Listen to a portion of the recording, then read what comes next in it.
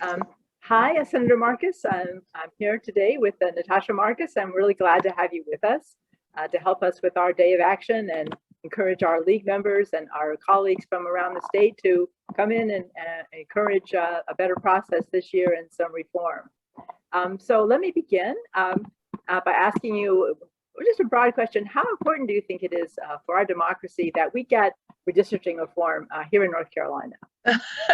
Well, how important is it that voters feel like their vote matters? I mean, it is critically important because without redistricting reform, if we continue to have these terrible gerrymandered, unfair, tilted districts, more and more voters feel like my vote doesn't matter. I don't get to pick who represents me anyway because the map is drawn so that that's predetermined. And so for more than a decade, that has been tilted in favor of Republicans. And it's not a good system. That's why you see so many people saying, oh, I'm not registered, or I usually don't vote. And that's terrible. I mean, we as Americans should feel like our vote matters. Each person's vote matters. And redistricting reform is critically important in that goal. And of course, we're just seeing the census beginning to come out with the data. We won't see the real data for for the broken down data by by a precinct and so forth until probably the end of September. But we got some good news yesterday. Yeah, some good and some bad. So first, I would say thank you to everyone who filled out the census. Thank you to the folks who worked to make sure that we got our census data in, because as we saw, there was one state, New York, that lost a seat in Congress and lost an electoral vote because of 89 people who they didn't count. I'm sure there were those 89 people in New York, but they fell short by 89 voters and lost a seat in Congress. So that did not happen in North Carolina. That's the good news. We actually picked up a seat. We were one of the few winners, as they say, picked up a congressional seat and an electoral vote. So that's good. That gives our state more power, more representation in DC. And that's a good thing. But the bad news is that Republicans are in charge of the process by which we will draw those new districts to elect who goes to Congress to speak for us. And they are already out with some worrisome words.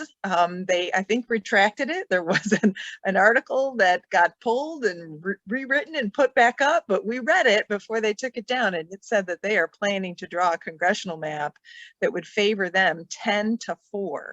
So not only do they intend to draw a map that gives them control over that additional congressional seat, but they want to take one of the ones that we already have after a decade of litigation to try and make congressional seats more fair and more representative of the electorate here in North Carolina. So we are on the precipice of moving backwards significantly, which is really unfortunate given that the initial news was good news that we get an additional congressional seat. Yeah, it's going to be a very interesting process. I mean, we feel that it's bad in general for our democracy, as you mentioned, but not only that, but that many voters are, most elected officials are in safe seats on both sides. And this makes it harder for the voters to hold their elected officials accountable, which is almost as important as electing them in the first place. I agree. I'm a voter too. I like to have some choices. I like to know that even the people that I support have to work for it, that they're not in safe seats. So yeah, there's a lot of work to be done, and I am concerned about what's ahead for North Carolina. So what process would you hope to see adopted for this year's redrawing? There's been some very good legislation introduced, but also the committee will adopt some kind of a process with or without legislation.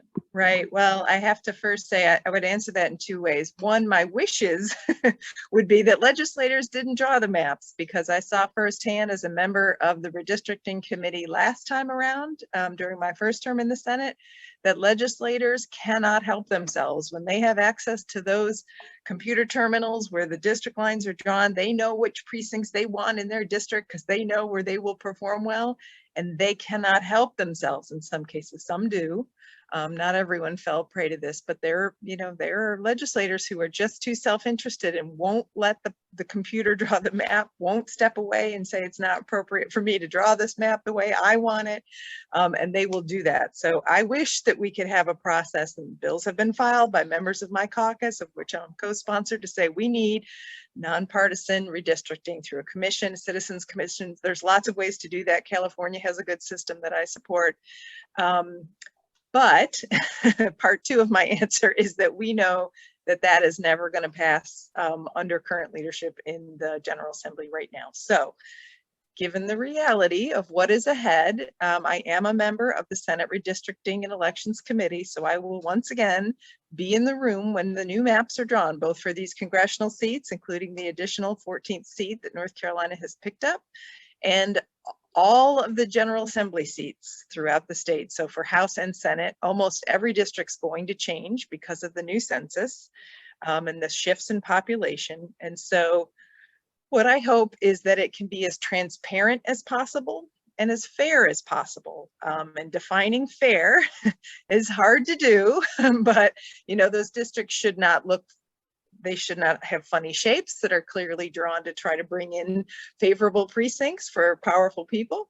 They should be as compact as they can be. They should keep precincts together. They should keep communities of interest together. They should not split college campuses in half and make half the campus vote in one election and the other half in another, which we've seen happen.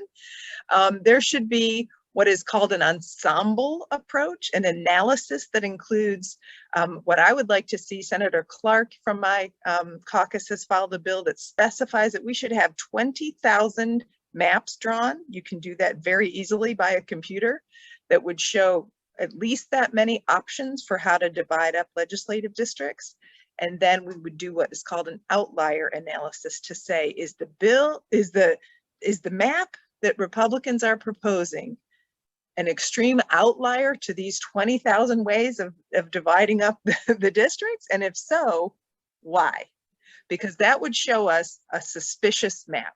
If you just look at a map that Republicans present you with, it's not always obvious that this is an outlier, that they have done a lot of work, like they did 10 years ago, to make it come out to favor themselves. You can't necessarily tell unless you have something to compare it to. And so my caucus would like to see them compare it to all the other options. And if it's an outlier, explain to us what justifies having a map that is so different than the 20,000 other ways that we could have divided up our state fairly. So those are just some of the details that I'm looking for. And when I say transparency, I didn't define that, but what I want to see is all this done in public. I don't want to see any maps drawn in the office of Senator Berger or anybody else who's powerful. If experts are involved, we need to have those people disclosed so the public knows who drew the maps. We've seen that happen in North Carolina in the past, where powerful experts in secret draw maps, and we don't find out until years later what kind of influence they had over our elections. And I think that's wrong. I want the public to be able to see the maps as they're being developed, and once they're presented, to give us input on what they think of those maps, and let us know. If you split up a community of interest, are you drawing a line right down a neighborhood that's always been part of one voting precinct in the past? Those sorts of things all help voters feel like it's a transparent process. Yeah, those all sound very good to me. I mean, we're actually excited about this new method, or relatively new method of measuring gerrymandering, because this has been the holy grail. How do you really determine that something is a gerrymander? And this method, as you mentioned, the Ensemble Method, has been used successfully in court more than once. We're optimistic that this is I think this is the first time this has been introduced as legislation, certainly in our state. But I believe it is, and it's important. People often talk about the compactness, or what does it look like. That's important too. But you can have a map that looks compact that is still gerrymandered to favor, one political party. And I should have said this sooner, because we've seen a history of this in North Carolina. We cannot allow the data based on voters' race to come into this. We have had a decade of litigation over race-based gerrymandering that cannot be repeated here in North Carolina. I would hope Republicans aren't going to try that again. And then extreme partisan gerrymandering also has been knocked down by our court, saying that that is not appropriate. Yeah, we certainly agree. I mean, the court cases have cost millions of dollars, but that seems to be the only way to get a fairer map drawn. So but it's still a lot of money, and a lot of that is paid by taxpayers. And not just the money that taxpayers pay, but voters are confused. They don't know who represents them because the voting lines change every 2 years. Ask your typical voter, who's your state senator? Most of them don't know. Or if they take a guess, it was who their senator was 4 or 6 years ago, back before the maps were redrawn 2 and 3 more times.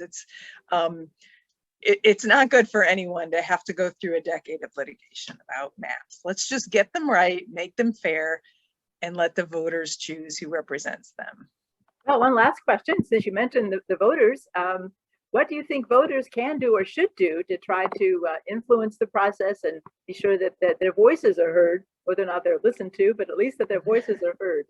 Yes, we won't have another election before these maps are drawn. So the current makeup of the General Assembly is who's going to draw these maps. So we can't, we've lost any chance we had to change that. And of course, I would mention that sadly, our governor, who is opposed to gerrymandering, has no say over these maps, neither gets to approve them nor veto them. So it's completely within the General Assembly's power to draw these maps, subject to what voters say. And so no matter who your representative is, whether they think gerrymandering's fine or like me have signed the pledge to end it as soon as we can, we need every voter to pay attention. This is sometimes considered one of those inside baseball topics that people don't feel like it directly impacts them. It's not their job, etc. But it's so important for the reasons we've discussed earlier, Jennifer, and we need you, every voter who's listening to this, to pay attention to the process. Come to Raleigh to give comments on the record if you can. We're going to fight to make sure there are ways to give comments on the record. If you can't be there in person, because I'm from Mecklenburg County and that's a long way to go for people who have jobs and family obligations and other things and can't necessarily come to Raleigh like I do at the drop of a hat to be here to comment. So we want you to put your comments on the record. We want you to talk to your neighbors about what's going on and how district lines are going to change and how that impacts. Educate yourself. Like forums like what you're doing today are so important to just make sure people understand what is happening and why and who's doing it. Write emails, show up, comment, care, listen, respond. All of those things are so important. No, we totally agree. I mean, we think an informed and involved electorate is really critical to having free and fair elections where people can really be involved and make their voices heard. I really want to thank you for joining us. I've really enjoyed your comments, and of course, I agree strongly with what you're saying. And we hope to make ourselves heard on this topic, both during our day of action, but going forward. This is a long-term fight, like many civil rights fights. And we know that even if we don't get what we want this year, we can still try to fight for a more open process, as you said, and to have a stronger voice for the voters. But thank you so much. I agree, and thank you for the work you're doing, and thank you for the opportunity to be with you today. Okay, great. Well, thank you very much, and I'll see you around. I'll see you around Jones Street. Okay. Stay safe. Be well.